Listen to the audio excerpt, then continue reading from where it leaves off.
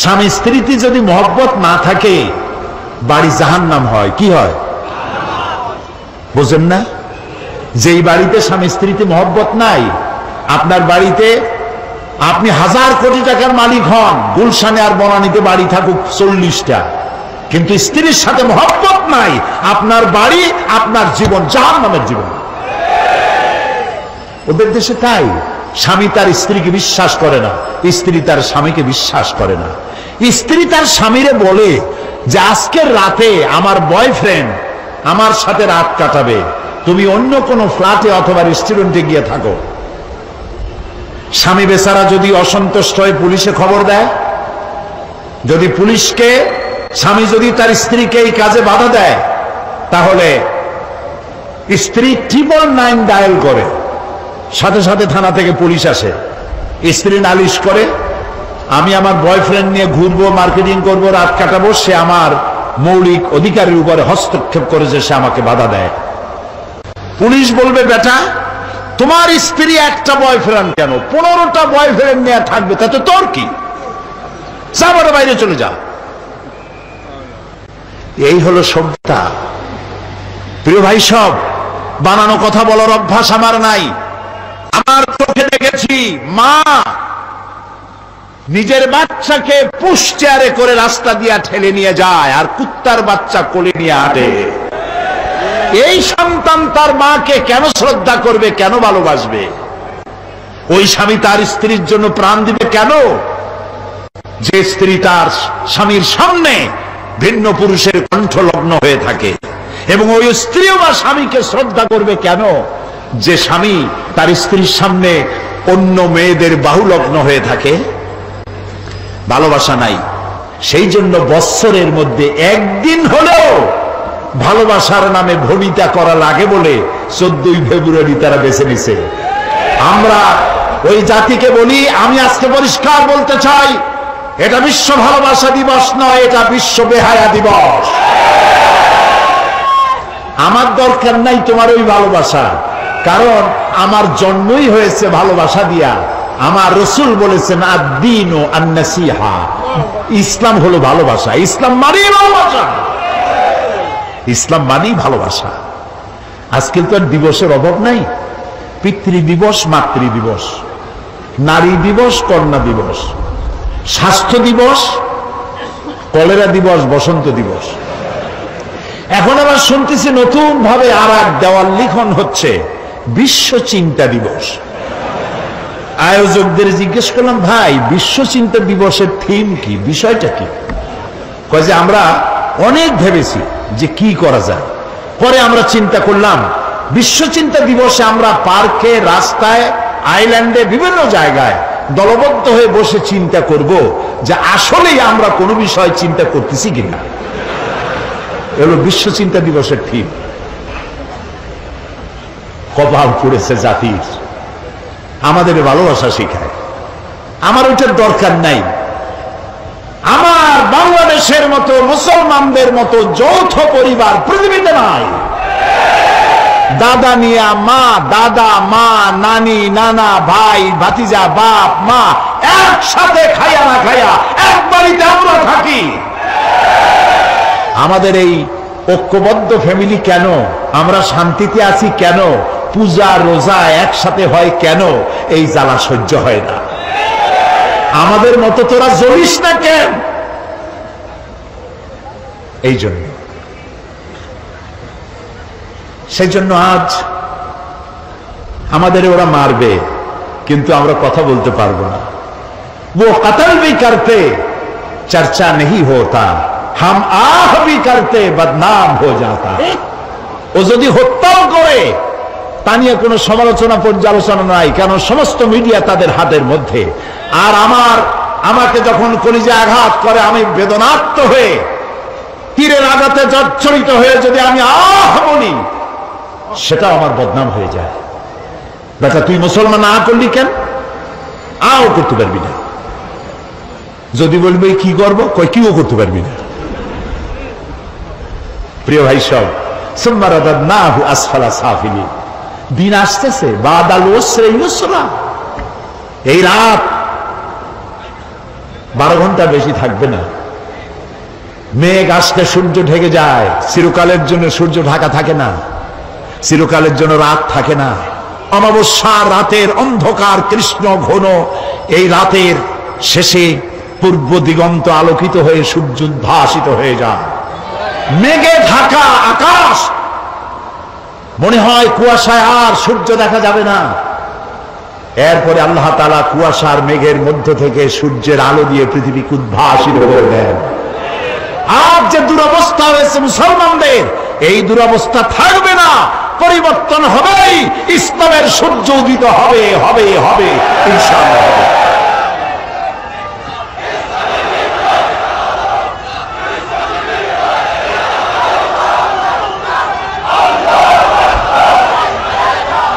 প্রিয় ভাই সব, প্রিয় ভাই সব, ইন্নাদ-দীন ইনদাল্লাহিল ইসলাম। আলহামদুলিল্লাহ কোন ইসলাম। আমার জন্ম সার্থক, আমাদের সকলের জীবন সার্থক যে ইসলামের মধ্যে পয়দা আল্লাহ করছেন। বলি আমিন। সবাই বলেন আলী আমিন, বলেন আলহামদুলিল্লাহি রাব্বিল আলামিন। সমস্ত প্রশংসা আল্লাহ তাআলা। লাকাল হামদু বিল ঈমান, বলেন লাকাল হামদু বিল ঈমান ওয়া লাকাল হামদু বিল কুরআন ওয়া লাকাল হামদু বিল ইসলাম। ইসলামের জন্য আমাদের জীবন ধন্য হয়ে গেছে। ভুল করেছি আমরা এক জায়গায়, বলবো এক জায়গায় না, 3 জায়গায় ভুল করেছি। কয় জায়গায়? 3 জায়গায়। বুঝতে কষ্ট হচ্ছে না তো? 1 নম্বরে ভুল করেছি, ইসলামকে মনে করেছি একটা ধর্ম। হিন্দু, খ্রিস্টান, বৌদ্ধ, ইহুদি বিভিন্ন ধর্ম যেমন, ইসলামকে ঠিক তেমন একটা ধর্ম মনে করেছি। 1। 2 নম্বরে ভুল করেছি, কোরআন শরীফকে বেদ, বাইবেল, গীতা, ত্রিপিটক, জিন্দাবিস্তা ইত্যাদি ধর্মগ্রন্থের মতো শুধুমাত্র একখানা ধর্মগ্রন্থ মনে করেছি। 3 নম্বরে ভুল করেছি, নবী করিম সাল্লাল্লাহু আলাইহি ওয়াসাল্লামকে শুধুমাত্র একজন ধর্মীয় নেতা মনে করেছি। এই 3টি গ্রেট মিস্টেক, 3টি শ্রেষ্ঠ ভুল, বড় ভুল, যে ভুলের খেসারত গোটা জাতিকে আরো কতকাল দিতে হবে আল্লাহ তাআলা ভালো জানেন। আল্লাহ আমাদের মাফ করুন, আমরা বলি আমিন। প্রিয় ভাই সব, 1 নম্বরে বলে নিতে চাই, ইসলাম হিন্দু, খ্রিস্টান, বৌদ্ধ অন্যান্য ধর্মের মতো শুধুমাত্র একটি ধর্ম নয়, এটি একটি পরিকল্পনা, এটি একটি স্কিম, এটি একটি জীবন বিধান। আর কোরআন, গীতা, বেদ, বাইবেল অন্য কিতাবের মতো নয়। আমি গীতাকে সম্মান করি, আমি রামায়ণকে সম্মান করি, আমি বেদকে সম্মান করি, আমি ইনজিল, ফুরকান, তাওরাত, জাবুর আল্লাহ যা নাজিল করেছেন সেগুলিকেও সম্মান করি। আমরা সমস্ত নবীদেরকে সম্মান করি। লা নুফাররিকু বাইনা আহাদিম মির রুসুলি, কোন নবীর মধ্যে তারতম্য করি না। আমরা ঈসা আলাইহিস সালামকে সম্মান করি, সুবহানাল্লাহ। ঈসা আলাইহিস সালামের মাকে সম্মান করি। কিন্তু তোমরা সম্মান করতে জানলা না। নিজের সম্মান না থাকলে অন্যকে সম্মান করা যায় না। রাসূলুল্লাহর মাথায় বোমার মতো পাগড়ি পরাইয়া আর অর্ধনগ্ন নারী 2 পাশে বসাইয়া আমার নবীকে বেইজ্জত করতে পারো নাই, বিশ্বের 600 কোটি মানুষকে বেইজ্জত করেছো, পৃথিবীর সভ্যতাকে বেইজ্জত করেছো। আমার রসুলের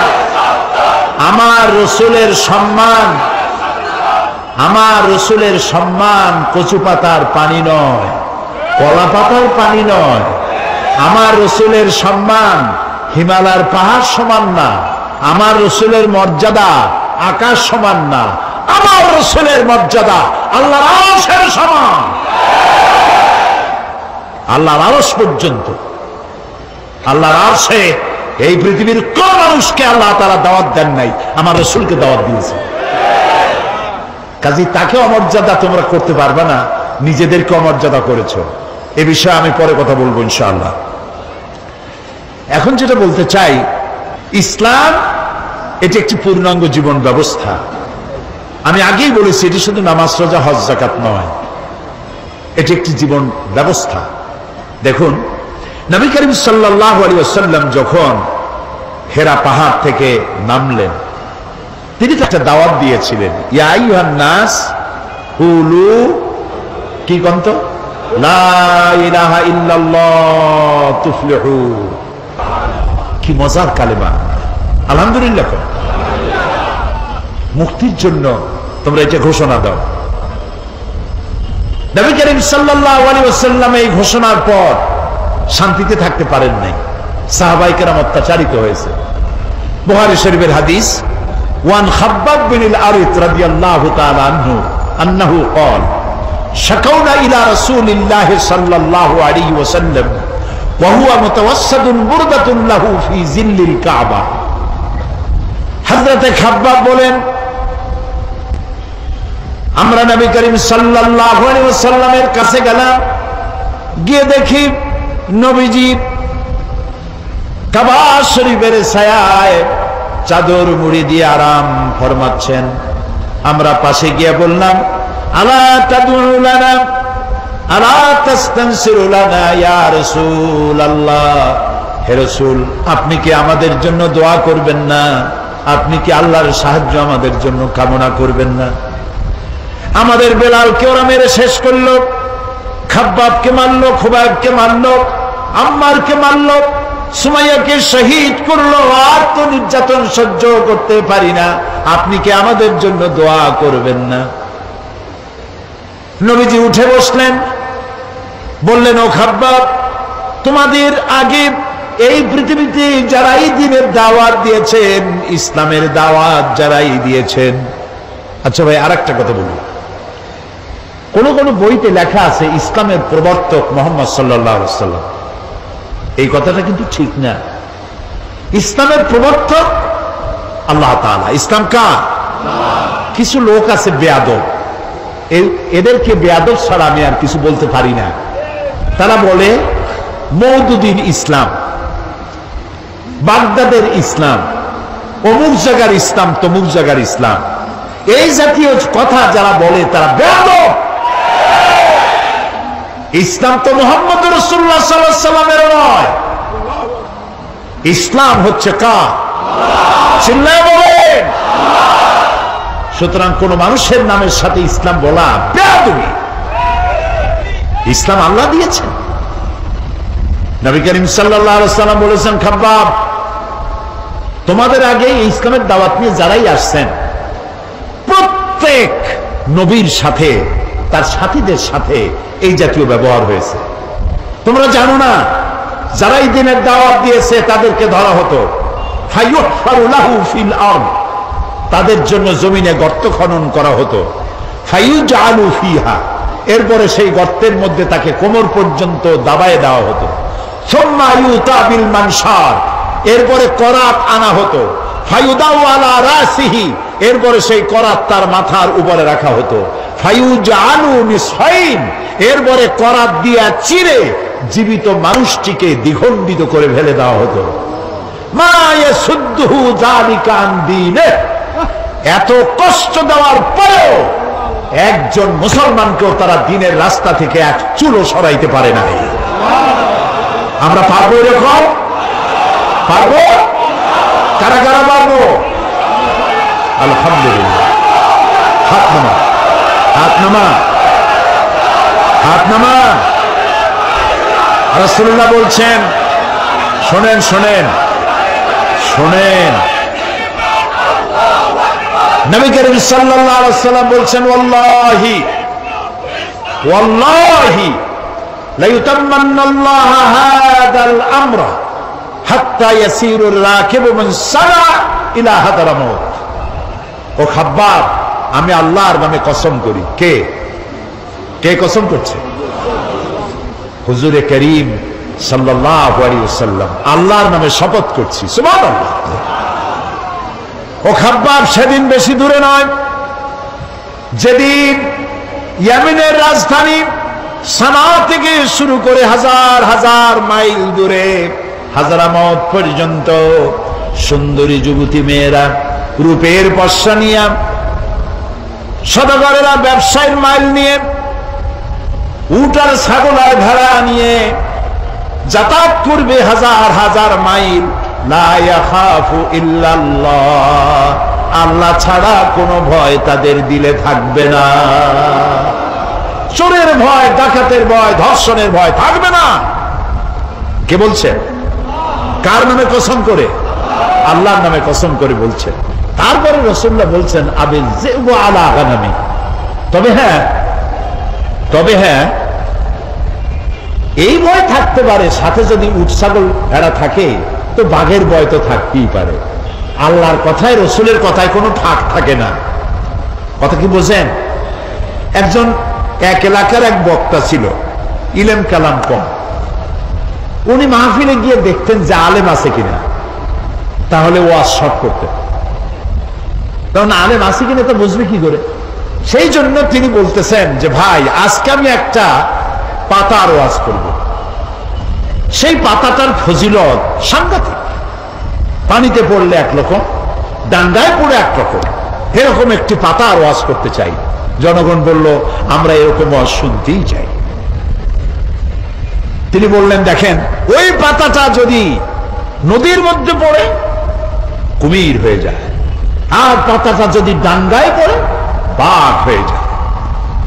মাঝখান থেকে একটা লোক দাঁড়ায় বলছেন, আচ্ছা হুজুর, এই পাতার ফজিলত যখন এরকম, তাহলে যদি এই পাতাটা অর্ধেকটা পড়ে নদীতে, অর্ধেকটা পড়ে ডাঙ্গায়, তখন কি হবে?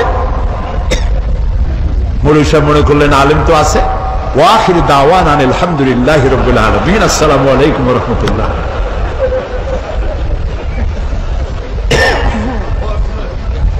তো কথার মধ্যে ফাঁক থাকে মানুষের, কিন্তু কথার মধ্যে ফাঁক থাকে না আল্লাহর, কথার মধ্যে ফাঁক থাকে না রসুলের।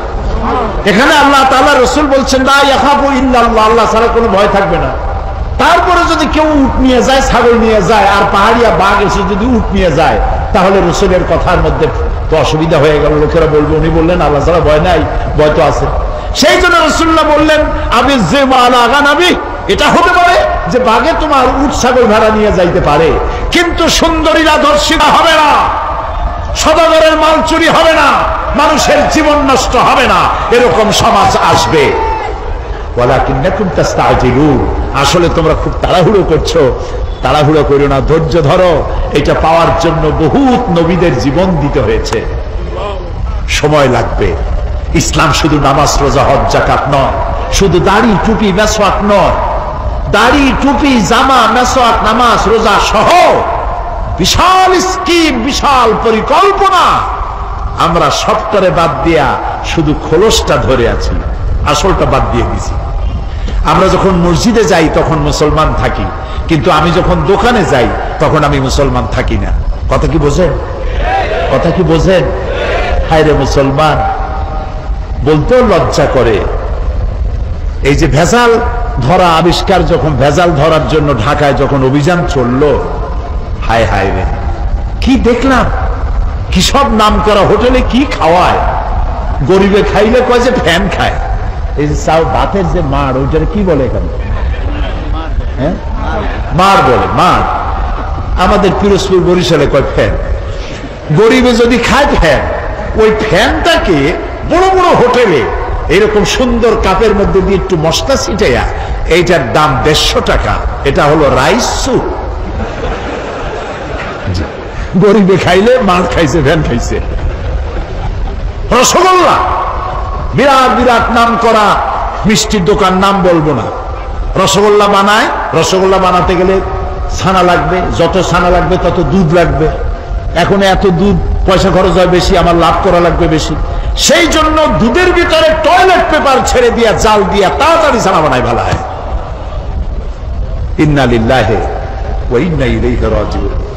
সানাসার গুলা, পচা বিস্কিট, পচা ময়দা, নুডলস, সব পচা ময়দা, এগুলির মধ্যে ট্রেনের পোড়া মোবিল দিয়া ভাজি করে সুন্দর করে মুখে মজা লাগাইয়া খাওয়াই দিল।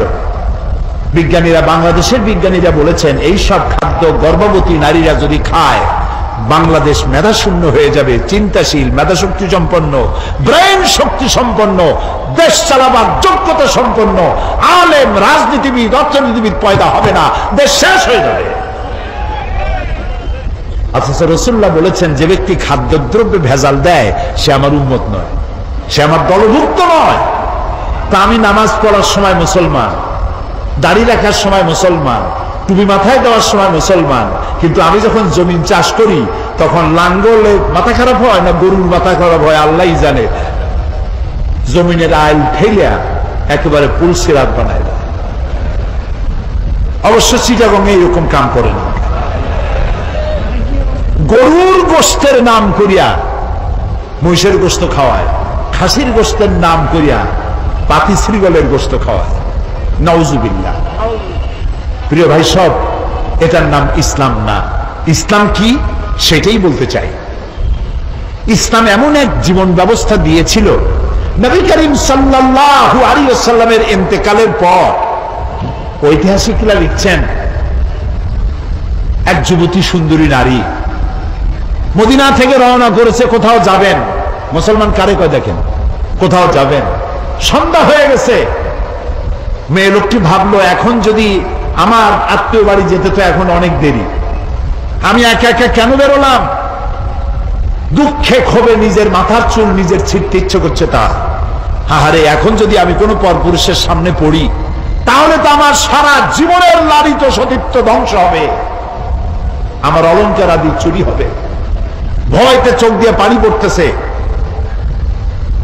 আস্তে আস্তে করে গন্তব্যের দিকে আগাচ্ছে। হঠাৎ দেখতে পেল দূরের থেকে একটা যুবক পুরুষ তার দিকেই আসতেছে। মেয়ে লোকটি ভয়তে বসে পড়েছে। সুন্দরী যুবতী নারী বসে বসে ভয়ের চোটে, এখনই আমার সব শেষ। যুবকটি আস্তে আস্তে করে হেঁটে মহিলাটির সামনে এসে দাঁড়ায়ছে। মহিলা ভয়তে চোখ থেকে দরদর করে পানি পড়ছে। যুবক বলছে কি জানেন? যুবকটি মেয়ে লোকের চোখের উপরে চোখ রেখে বলছে, মা, আমাকে দিয়ে তোমার কোনো ক্ষতি হবে না। মা, তুমি কোথায় যেতে চাও আমাকে বলো, আমি তোমাকে নিরাপদে পাহারা দিয়ে তোমার গন্তব্যে পৌঁছে দেব। আমার পরিচয় শোনো, আমি মুসলমান। নবী করিম সাল্লাল্লাহু আলাইহি ওয়াসাল্লাম এই মুসলমান বানাইছিলেন। এই ছিল তার ইসলাম। অমুসলিমরা মনে করেছিল মুহাম্মদ সাল্লাল্লাহু আলাইহি ওয়াসাল্লাম আমাদের মূর্তি ভাঙতে আসছে। রাসূলুল্লাহ তো মূর্তি ভাঙছেন, কাবা শরীফের মধ্যে অবৈধভাবে মূর্তি উঠেছিল, সেই জন্য সেগুলো ভাঙছেন। কারো বাড়ি গিয়ে কারো মূর্তি তো ভাঙেন নাই। আছে কোনো হাদিস, কোনো দলিল আছে যে কারো বাড়ি গিয়ে মূর্তিগুলো ফালাই দিয়েছে তাদের মূর্তি? যেহেতু আল্লাহর ঘর, এর ভিতরে মূর্তি থাকতে পারবে না, তিনি বের করে ফেলেছেন। আল্লাহ তো কোরআন শরীফে বলেছেন, কারো দেবতাকে গালি দিও না। কারো দেবতাকে গালি দিলে ওরা তোমার আল্লাহরে গালি দিবে। কারো মন্দির ভেঙো না, প্যাগোডা ভেঙো না, গির্জা ভেঙো না, কারো উপাসনালয় ভেঙো না। সুবহানাল্লাহ বলবেন না? ওমর রাদিয়াল্লাহু তাআলা আনহু জেরুজালেম দখল করলেন। জেরুজালেম দখল করার পর নামাজে রক্ত হয়েছে। জেরুজালেমটা দখল হয়েছিল আবু উবাইদা ইবনুল জাররাহ রাদিয়াল্লাহু তাআলা আনহুর হাতে। কিন্তু ওরা বলল, যারা শাসন করে তারা বলল যে আমরা তো পরাজিত হয়েছি, তো তোমাদের হাতে নগরের চাবি দেব না, আমরা সারেন্ডার করব, আমিরুল মুমিনিনকে আনো। তা আমিরুল মুমিনিন গেলেন, সে ঘটনা লম্বা, সেটা আমার বক্তব্য না। যাওয়ার পরে নামাজে রক্ত হয়েছে, উনি এখন নামাজের জায়গা খুঁজতেছেন। এক পাদ্রী এসে বললেন যে, আমিরুল মুমিনিন, আপনি কি খুঁজছেন? তিনি বললেন যে, আমি নামাজ পড়বো, আমার তো নামাজে রক্ত হয়ে গেছে। তিনি বললেন, আমাদের গির্জা ছেড়ে দিলাম, আমাদের গির্জায় গিয়ে আপনি নামাজ পড়ে আসেন। ওমর রাদিয়াল্লাহু তাআলা আনহু বললেন, কখনো আমি তোমার গির্জায় নামাজ পড়বো না। কেন? এই জন্য পড়বো না, আজকে যদি আমি তোমার গির্জায় নামাজ পড়ি, অসম্ভব নয়, কোন একদিন কোন মুসলমান হয়তো দাবি করে বসতে পারে, আমিরুল মুমিনিন যেহেতু নামাজ পড়েছেন গির্জায়, এটা গির্জা না, এটা আমাদের মসজিদ, আমি চাই না তোমাদের গির্জা মসজিদ হয়ে যাক। সুবহানাল্লাহ। ইসলাম কি আর আমি বুঝি কি আর আমি যাচ্ছি কোথায়? ইসলামের চাইতে পরধর্ম সহিষ্ণু জাত আকাশের নিচেও নাই, জমিনের উপরেও নাই। সুবহানাল্লাহ বিহামদিহি।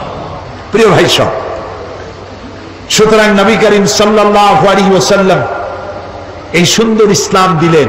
কাফেররা মনে করছিল প্রথমে যে আমাদের বুঝি ধ্বংস করতে আসছে। যখন তারা দেখল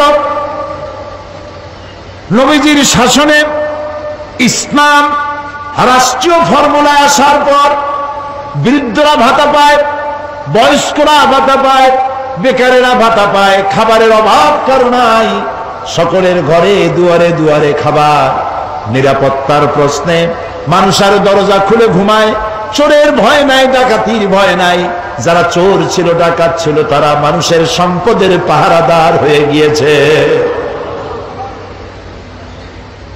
নবীজি মদিনার শেষ জীবনে শেষ সূরা যেটা নাজিল হলো, আল্লাহ তাআলা বলছেন ইযা জাআ নাসরুল্লাহি ওয়াল ফাতহ ওয়ারাআইতান নাসা ইয়াদখুলুনা ফি দীনিল্লাহি আফওয়াজা ফাসাব্বিহ বিহামদি রাব্বিকা ওয়াস্তাগফির ইন্নাহু কানা তাওয়াবা। যখন আল্লাহর মদদ আসবে, বিজয় আসবে, দেখতে পাবেন দলে দলে লোক ইসলামে প্রবেশ করছে। নবী করিম সাল্লাল্লাহু আলাইহি সাল্লামের ইন্তেকালের আগে দেখা গেল আশেপাশে আর কাফের নাই, সব ইসলামের ছায়াতলে চলে এসেছে, ঘোষণা করেছে লা ইলাহা ইল্লাল্লাহু মুহাম্মাদুর রাসূলুল্লাহ। সুবহানাল্লাহ সুবহানাল্লাহ। অবস্থা এমন হলো নবী করিম সাল্লাল্লাহু আলাইহি ওয়াসাল্লাম ইন্তেকাল করেছেন, হযরত আবু বকর রাদিয়াল্লাহু তাআলা আনহু ক্ষমতায় এসেছেন, চিফ জাস্টিস বানাইছেন ওমর রাদিয়াল্লাহু তাআলা আনহুকে বিচারপতি। ঐতিহাসিকরা লিখছেন ফামাকাসা আমান কামিলান ফালাম ইয়াখতাসিম ইলাইহি ইসনান। একটা বছর পার হয়ে গেল, হযরত ওমরের আদালতে একটা মামলা আছে নাই, একটা মামলা নাই। সুবহানাল্লাহ কইতে ইচ্ছে করেন? যাই দেখুন তো চট্টগ্রাম আদালতে কত হাজার মামলা পড়ে আছে, সারা বছর একটা মামলা নাই। হযরত ওমর গিয়া বললেন মা হাজাতা বি ইনদা কওমে মুমিনিনা ইয়া খলিফাতা রাসূলিল্লাহি সাল্লাল্লাহু আলাইহি ওয়াসাল্লাম। হে আল্লাহ রাসূলের খলিফা, এই জাতির জন্য বিচারপতির দরকার কি? আমি এই চাকরিতে আর থাকতে চাই না। তিনি প্রশ্ন করলেন কেন, কেন তুমি বলছো? তিনি বললেন একটা বছর বসে থাকলাম, একটা মামলা নাই, তা আমি ওখানে বসে থাকবো কেন? সিদ্দিকে আকবর রাদিয়াল্লাহু তাআলা প্রশ্ন করলেন ওমর, এই যে মামলা হইল না এর কারণটা কি? তুমি কোনো চিন্তা করছো? বলেন হ্যাঁ চিন্তা করেছি। আমি চিন্তা করে দেখলাম হে খলিফা, আপনি আমাকে এমন একটা জাতির জন্য আমাকে বিচারপতি বানিয়েছেন যে জাতির দিন হচ্ছে দিন হুমুন নাসিহা, এ জাতির দিন হচ্ছে ভালোবাসা আর ভালোবাসা। সুবহানাল্লাহ বলবেন না? সবাই সবাইকে ভালোবাসে, কারো সাথে কারো ঝগড়া নাই, বিবাদ নাই। সুবহানাল্লাহ। ওয়া মানহাজুহুমুল কোরআন, আর তাদের মানহাজ, তাদের দস্তুর, তাদের কনস্টিটিউশন হচ্ছে আল্লাহর কালাম। সুবহানাল্লাহ। ওয়া আমারুহুম আল আমরু বিল মারুফ ওয়ান নাহি আনিল মুনকার, আর তাদের আমলটাই হচ্ছে মানুষকে ভালো কাজের আদেশ দেওয়া আর অন্যায় কাজ থেকে মানুষকে ফিরিয়ে রাখা। কুল্লু ওয়াহিদিন মিনহুম ইয়ারিফু হাদ্দাহু ফায়াকিফু ইনদা, এর প্রত্যেকটি ফার্দ, প্রত্যেকটি জনগণ জানে যে আল্লাহর আদেশ নিষেধ কোথায়। প্রত্যেকেই তার বর্ডারে এসে থেমে যায়, বর্ডার ক্রস করে না। ওজনে কম দিও না, খাদ্যে ভেজাল দিও না, মিথ্যা কথা কইও না, নারী ধর্ষণ করো না, জেনা ব্যভিচার করো না, হত্যা করো না, গীবত গাইও না, জমিনের আইল ঠেলো না, মদ খাইও না, জুয়া খেলো না। যা যা এগুলি বর্ডার, তিলকা হুদুদুল্লাহ, এগুলি কি বলুন তো? আল্লাহর বর্ডার। বলেন না এগুলি কি? আল্লাহ তাআলা বলছেন ফালা তাকরাবুহা, এটাকে ক্রস করা তো দূরের কথা, এটার কাছেও যেও না। সুবহানাল্লাহ।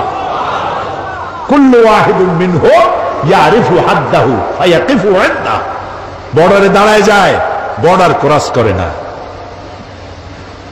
এবং ওয়াইজা মারিদা আহাদুহুম আদুহু, তাদের মধ্যে যদি কেউ অসুস্থ হয় তাহলে তাকে তারা দেখতে যায়। আজকে আমরা এই আমল হারাই ফেলাইছি। দোতলায় মানুষ মরে, তিন তলায় বিবাহ হয়, খোঁজও জানে না, জিজ্ঞাসাও করে না। এই অবস্থা হয়ে গেছে না? প্রিয় ভাই, সব ইসলামী আদতগুলি আমাদের মধ্যে আসা দরকার, আমাদের মধ্যে ইসলামী আমলগুলি হওয়া দরকার। রাসূলুল্লাহ কারো অসুখ হইলে দেখতে যাইতেন, কিছু নিয়ে যাইতেন, মাথায় হাত বুলাইতেন, ফু দিতেন, দোয়া করতেন। সুবহানাল্লাহ।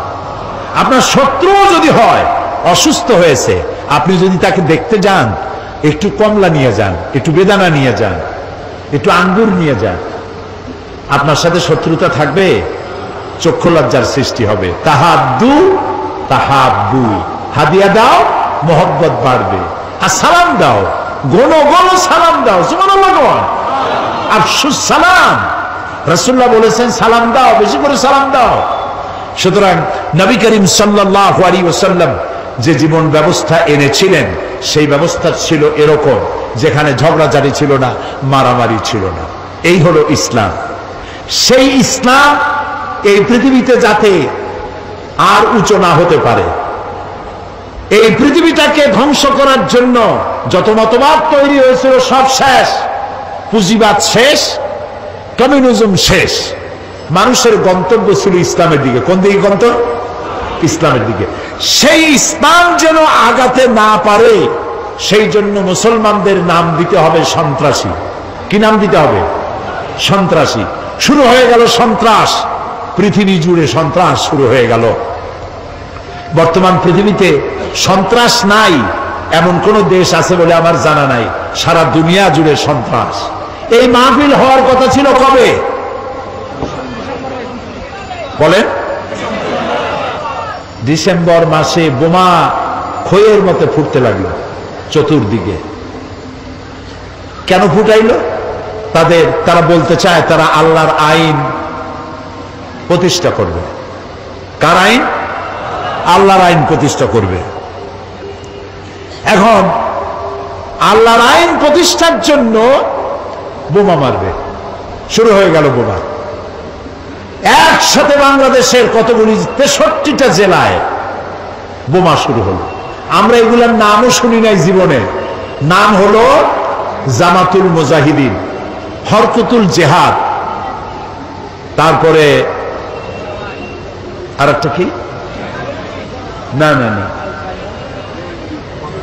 জেএমবি, হরকতুল জেহাদ,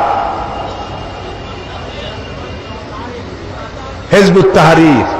তারপরে আবার নাম হলো, এটা আবার নতুন নাম, জানি না এটা আবার কোথার থেকে আবিষ্কার হইল, আল্লাহই জানে। সে নতুন নাম আর একটা হয়েছে, সেটা হলো আল জঙ্গিতুল জংলা।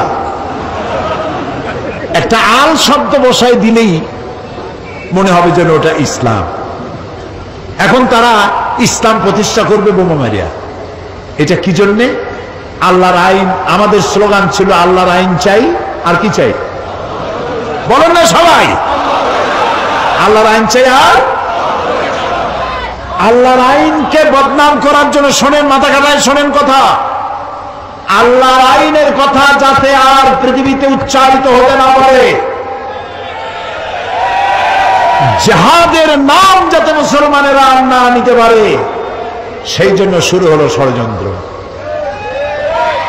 পৃথিবীর মুসলমানেরা জিহাদের নাম মোছা যাবে না, জিহাদ চলবে কিয়ামত পর্যন্ত। তবে জিহাদটা কি, জিহাদটা কি সেটা বুঝতে হবে। জিহাদ আর কিতাল এক জিনিস নয়, জিহাদ আর যুদ্ধ এক জিনিস নয়, হলি ওয়ার এবং যুদ্ধ এক জিনিস নয়। জিহাদ এক পবিত্র জিনিস। সেটি কি?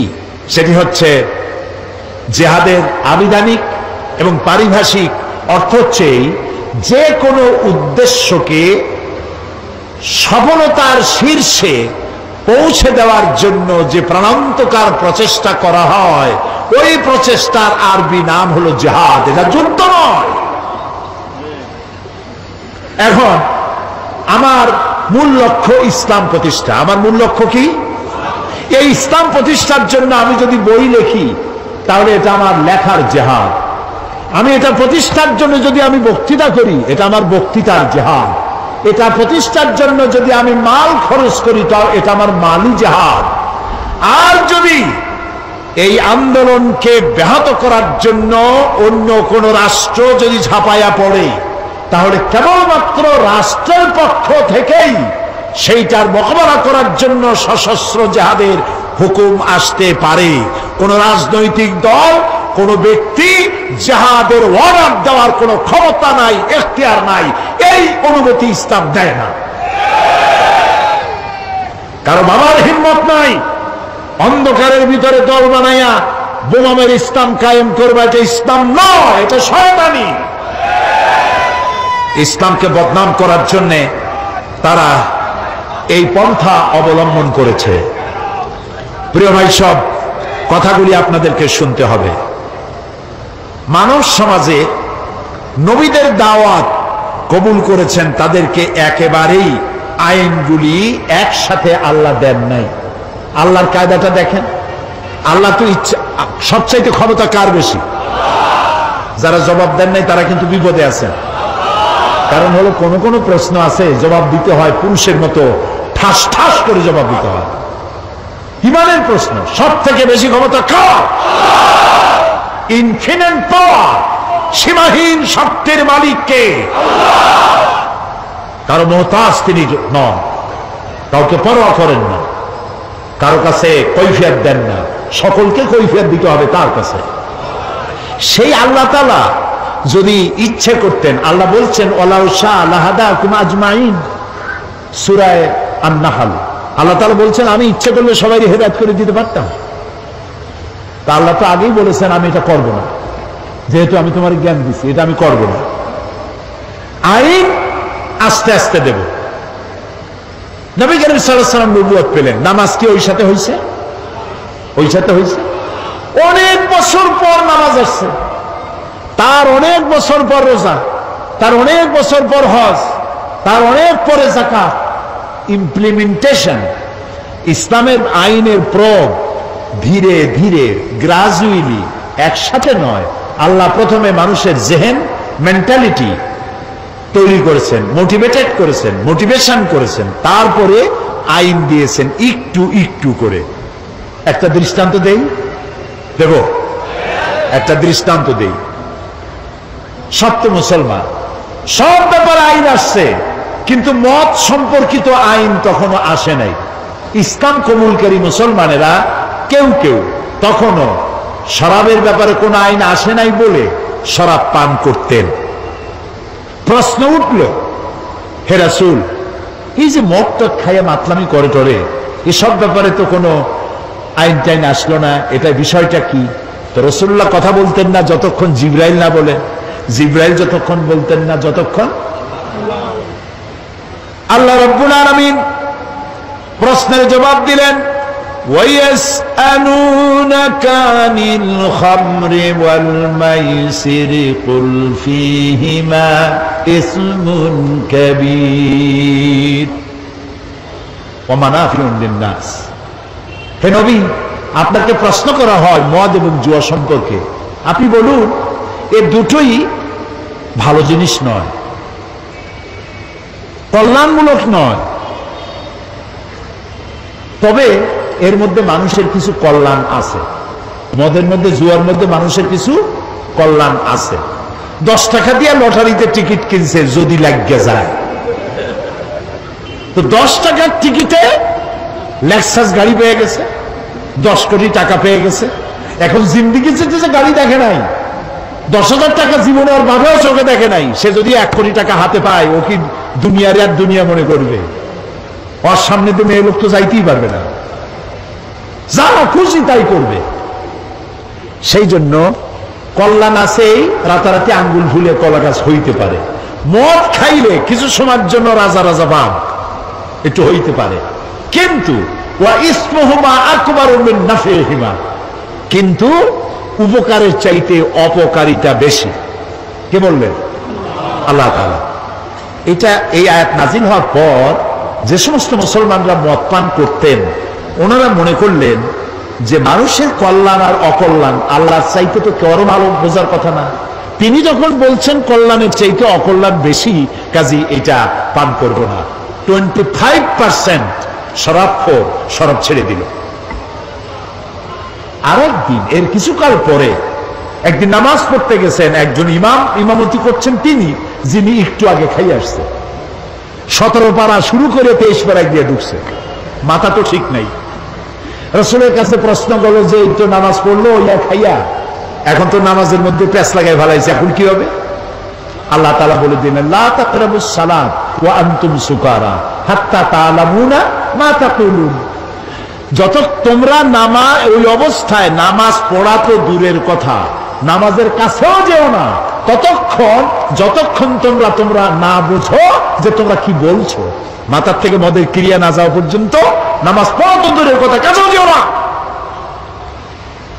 বুদ্ধিমান মুসলমানেরা মনে করলেন এত খারাপ এটা খাইয়ে নামাজ পড়া তো দূরের কথা, কাছেও যাওয়া উচিত না, দেখতে এটা খাবো। আরো 25 ভাগ ছেড়ে দিল, তাও আমরা সুবহানাল্লাহ করবো না। এখন কত হইল? রেশিও কত? 50-50, অর্ধেকে খায় অর্ধেকে খায় না। আল্লাহর আইনের প্রতি আনুগত্যের রেশিও যখন এই পর্যায়ে আসছে, তখন চূড়ান্ত আয়াত নাজিল হয়ে গেল, ইন্নামাল খামরু ওয়াল মাইসিরু ওয়াল আনসাবু ওয়াল আজলামু রিজসুম মিন আমালিশ শাইতানি ফাজতানিবুহু। মদ, জুয়া, মূর্তি, পাশা এগুলি সব নিষিদ্ধ ঘোষণা করা হলো। এগুলি সব শয়তান কর্তৃক উদ্ভাবিত নোংরা কাজ, তোমরা ফাজতানিবুহু এগুলি পরিত্যাগ করো। শয়তান চায় এই কাজগুলির মাধ্যমে তোমাদেরকে আল্লাহর জিকির এবং স্মরণ থেকে বিরত রাখতে। ফাহাল আনতুম মুনতাহুন, তোমরা কি এগুলি জানার পরেও বিরত থাকবে না? তখন তো মাইক নাই, রেডিও নাই, টেলিভিশনও নাই, মোবাইলও নাই। রাসূলুল্লাহ বললেন এই আয়াতগুলি রাস্তায় রাস্তায় তেলাওয়াত করো, যাও। কয়েকজন সাহাবী নামাই দিল। সাহাবীরা রাস্তায় রাস্তায় আয়াত চিল্লায় পড়তেছেন। শরাব খানার ভিতরে যেসব মুসলমান শরাব খাচ্ছিলেন, কোরআনের আয়াত শুনতে পেলেন, হাতে গ্লাস ছিল, মদের ছুঁড়ে ফেলে দিলেন। মুখে নিয়েছিলেন, কুলি করলেন। যিনি গিলেছিলেন, গলায় আঙ্গুল দিয়ে বমি করে ফেলে দিলেন। মদের দোকানদার লাঠি মেরে তার মদের পাত্র ভেঙে চুরমার করে দিল।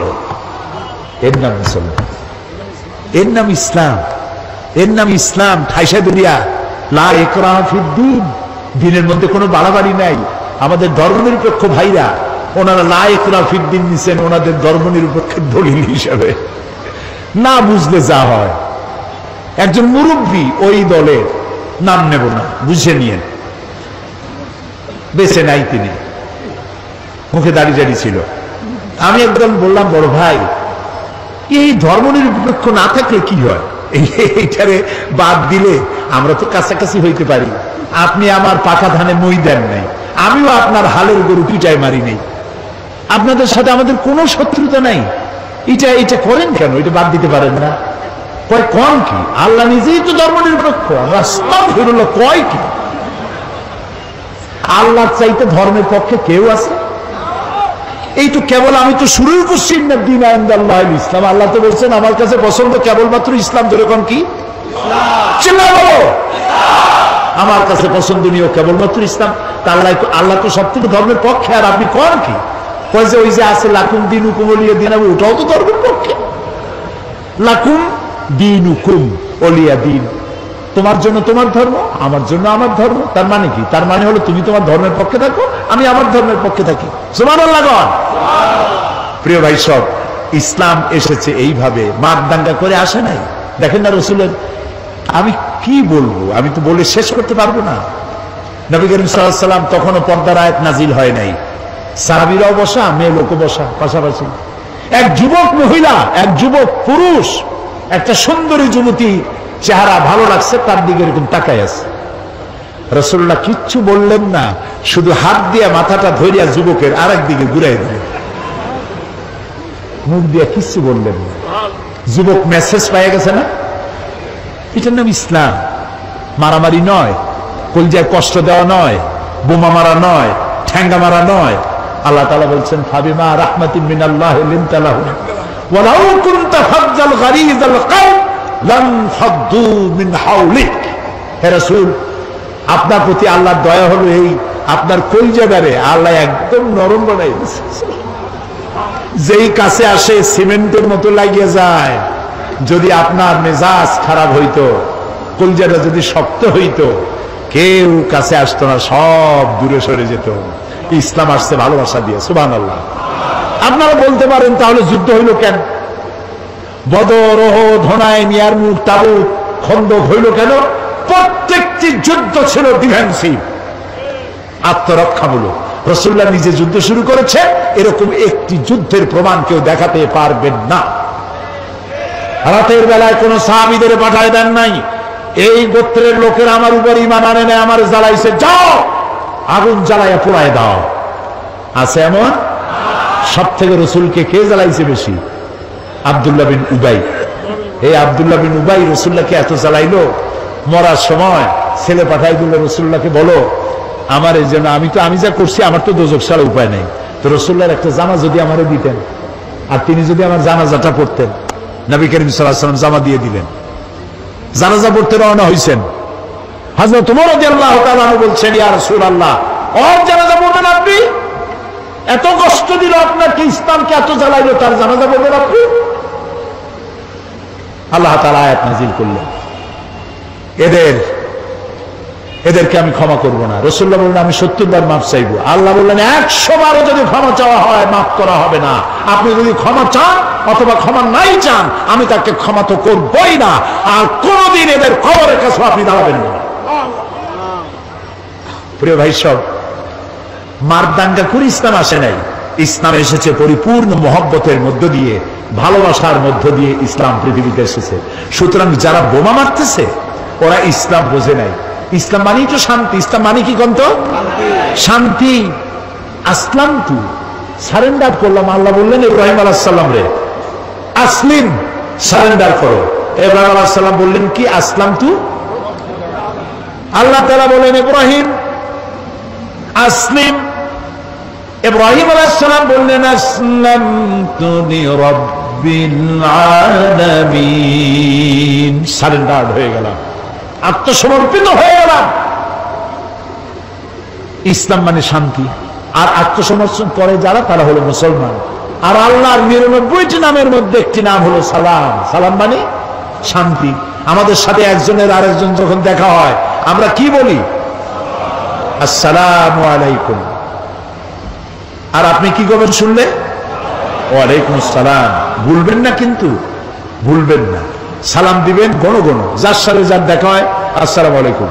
একটু পরে আবার দেখা হইলো আসসালামু আলাইকুম। বাড়ি যায় বউরে দেবেন সালাম, বাড়ি যায় বউরে কি দিবেন? এই সালাম কিন্তু অনেকে দেয় না, মনে করে বউরে দেবো সালাম তাহলে আমার ইজ্জত থাকবে। রাসূলুল্লাহ দিতেন। ঘরের মধ্যে গিয়ে আপনি বলছেন আসসালামু আলাইকুম, তার অর্থ কি আপনি আপনার ঘরের মধ্যে আল্লাহর রহমত দিয়ে প্রবেশ করতেছেন। তবে আজকে স্ত্রী না বুঝে ফট করে সালাম দিয়েন না। হয়তো স্ত্রী ভয় পেয়ে যাবে যে কোনোদিন সালাম দেয় না, আজ যখন সালাম দিয়েছে খবর আছে, এই জন্য বুঝাই নিবে সালাম দেওয়া সুন্নত। সালাম দেওয়া কি সুন্নত। তাহলে আমরা পরস্পর দেখা হইলে সালাম দেই। নামাজ পড়ে শেষে কি বলি? আসসালামু আলাইকুম ওয়া রাহমাতুল্লাহ। জীবনের শেষ নামাজ কোনটা? জানাজা। সেই জানাজায় আমরা কি বলি? শেষে গিয়ে আসসালামু আলাইকুম ওয়া রাহমাতুল্লাহ। তারপরে মৃত্যুর পরবর্তী জীবনে যেখানে যাব, শেষ গন্তব্য যেটা আশা করি, সেটাও দারুস সালাম। ওয়াদখিলনাল জান্নাতা দারাকা দারুস সালাম। তো ইসলামের সব জায়গায় শান্তি।